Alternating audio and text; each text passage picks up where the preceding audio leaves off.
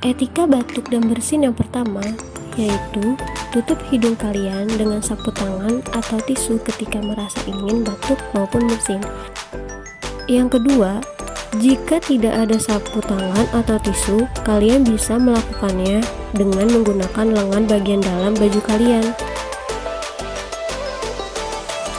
Kemudian, mencuci tangan dengan menggunakan sabun atau sabun pencuci tangan yang berbasis alkohol.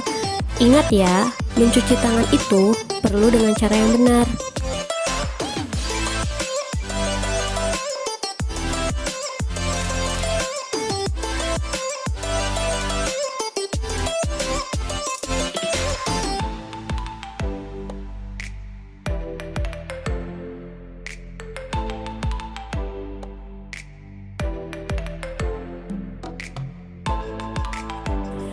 Dan yang terakhir, gunakanlah masker untuk mencegah masuknya debu atau kotoran lainnya, sehingga kalian dapat cepat sembuh dari penyakit flu dan mencegahnya dari banyaknya penularan.